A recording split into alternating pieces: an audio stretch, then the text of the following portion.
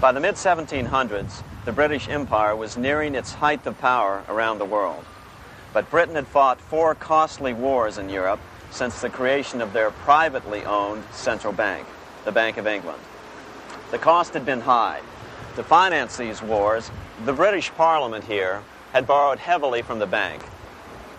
By the mid-1700s, the government's debt here in Britain was £140 million, a staggering sum for those days. Consequently, the British government embarked on a program of trying to raise revenues from their American colonies in order to make their interest payments to the bank. But in America, it was a different story. The scourge of a privately owned central bank had not yet hit. This is Independence Hall in Philadelphia, where the Declaration of Independence and Constitution were signed. In the mid-1700s, pre-revolutionary America was still relatively poor. There was a severe shortage of precious metal coins to trade for goods, so the early colonists were forced to experiment with printing their own homegrown paper money. Some of these experiments were successful. Franklin was a big supporter of the colonies printing their own paper money. In 1757, Franklin was sent to London. He ended up staying for the next 18 years here, nearly until the start of the American Revolution. During this period, the American colonies began to issue their own money. Called colonial scrip, the endeavor was very successful. It provided a reliable medium of exchange, and it also helped to provide a feeling of unity between the colonies. Remember, colonial scrip was just paper money, debt-free money, printed in the public interest, and not backed by gold or silver coin. In other words, it was a totally fiat currency. One day, officials of the Bank of England asked Franklin how he would account for the newfound prosperity of the colonies. Without hesitation, he replied, "That is simple. In the colonies we issue our own money. It is called colonial scrip. We issue it in proper proportion to the demands of trade and industry to make the products pass easily from the producers to the consumers. In this manner, creating for ourselves our own paper money, we control its purchasing power, and we have no interest to pay to no one." This was just common sense to Franklin, but you can imagine the impact it had on the Bank of England.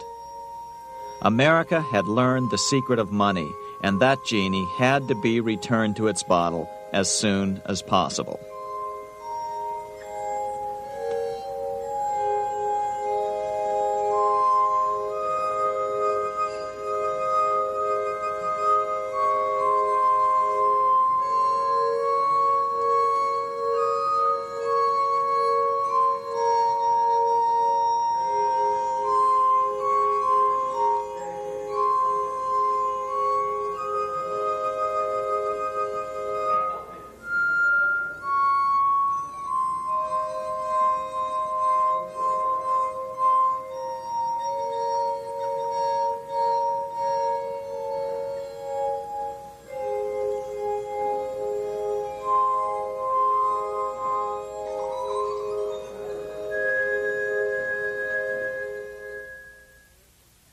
As a result, Parliament hurriedly passed the Currency Act of 1764.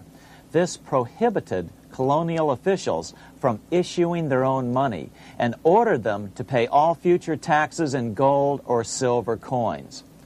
In other words, it forced the colonies on a gold or silver standard. For those who still believe that a gold standard is the answer for America's current monetary problems, look what happened to America after that. Writing in his autobiography, Franklin said, "In 1 year, the conditions were so reversed that the era of prosperity ended and a depression set in to such an extent that the streets of the colonies were filled with unemployed." Franklin claims that this was even the basic cause for the American Revolution. As Franklin put it in his autobiography, "The colonies would gladly have borne a little tax on tea and other matters had it not been that England took away from the colonies their money, which created unemployment and dissatisfaction. The inability of the colonists to get the power to issue their own money permanently out of the hands of George III and the international bankers was the prime reason for the Revolutionary War.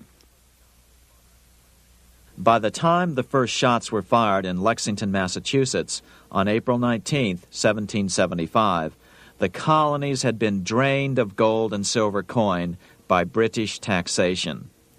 As a result, the Continental government had no choice but to print money to finance the war.